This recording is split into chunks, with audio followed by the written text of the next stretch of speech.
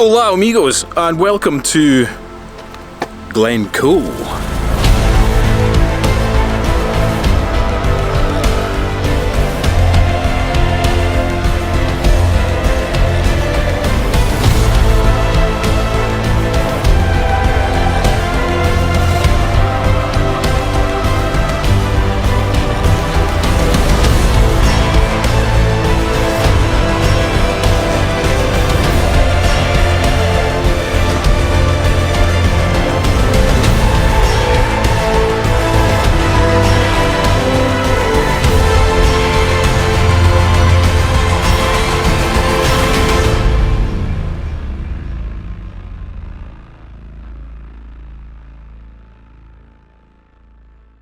Today's vlog's a little bit different. Today's vlog is about two things, really. One, getting back to basics.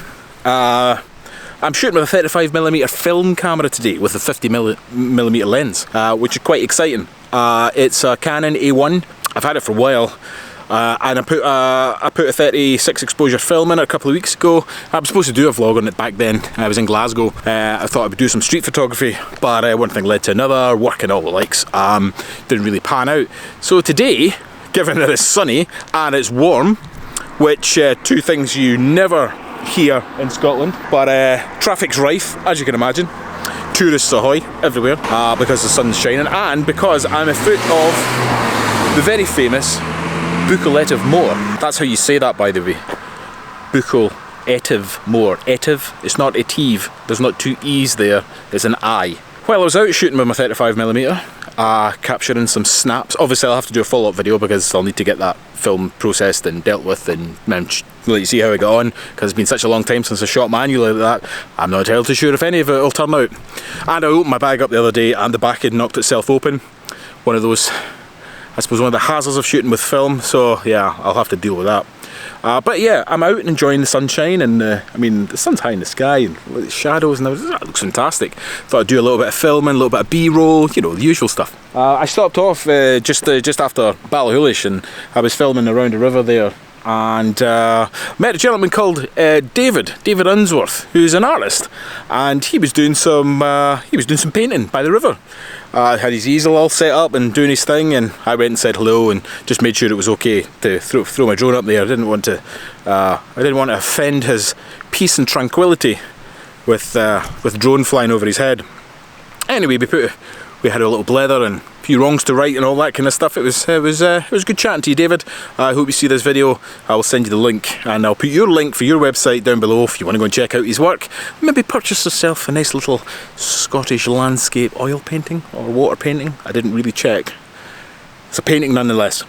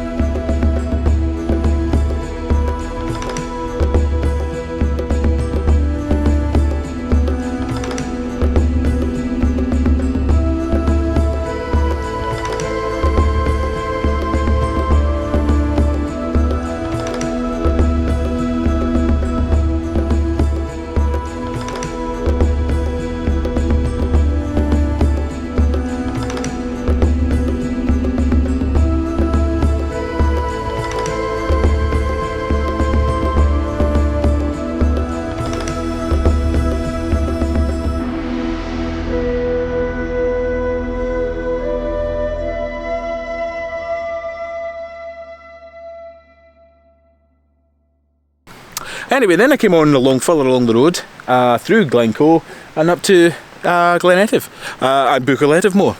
Specifically because the place is in a shit state.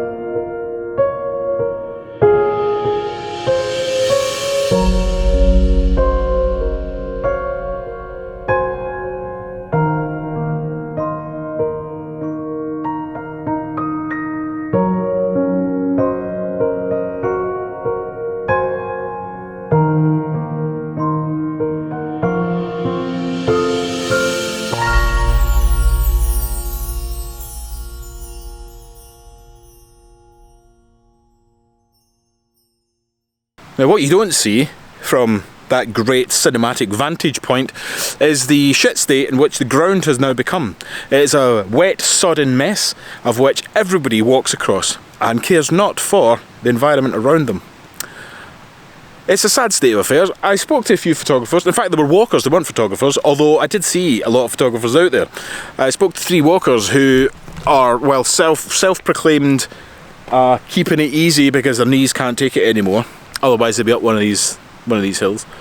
And there was a guy with a drone, there was a guy, you know, they're all there. Anyway, this little road here that goes to Glen Etive as well, it goes all the way along to Loch Etive, has been rife for cars all day. As soon as the sun comes out, like I am out here enjoying a little bit of the great outdoors, as is everybody else. And I suppose rightly so, you should be outside enjoying it. I read an article this morning that suggested that the generation of now is very much an indoor generation, and getting them outside is a bit of a pain. You should go outside. It's great. Look at it. It's fantastic. However, you should be mindful of your surroundings. If you mess it up, yeah, it's going to take a while to repair that nonsense. And I'm amazed that nobody's done anything until now. They're planning to put 7 hydro sites up on in Glen Etive, Loch Etive and the surrounding areas. Some people are outraged, some people aren't so much, because it's renewable energy, which this world sorely needs. And but they say it's a blot in the landscape. But then Scotland's been quite good at putting hydroelectric schemes in. You just need to look at Foyers in Inverness, or indeed Cruachan on Loch Awe. And in fact, if you go even further back, before the 50s, there were ones that they used to run at small communities. Kinloch Leven, have you ever heard of it? Well, there used to be one up there in the whenever it was. And so it's a great source of renewable energy, and I for one are on the middle ground. I do understand why people would be pissed off about putting a hydroelectric scheme in such a unspoiled place of beauty. However, it's starting to get spoiled by people.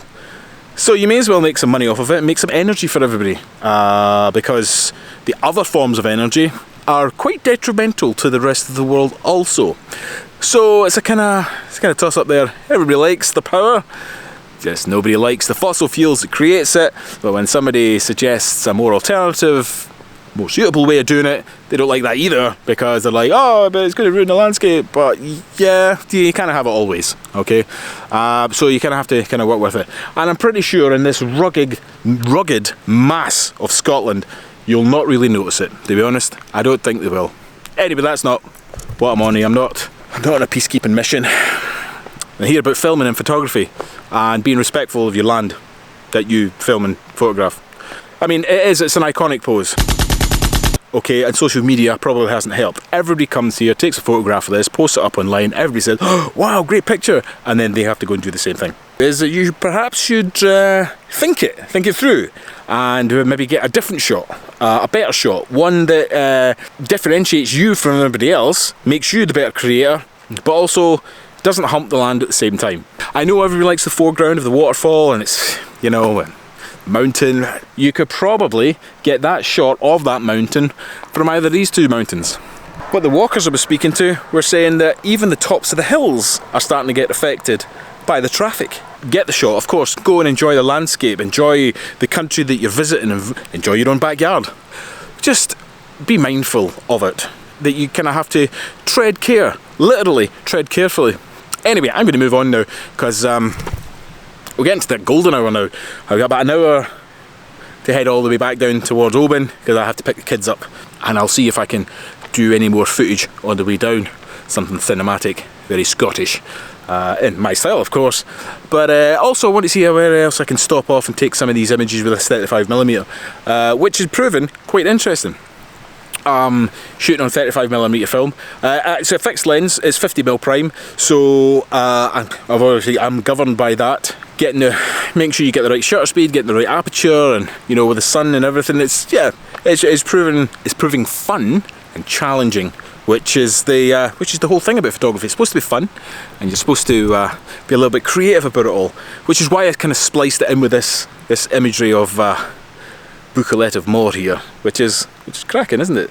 It sounds even better when you say it in that kind of Highland accent. You know, Buachaille Etive Mòr, aye, look at it standing there with its grand presence.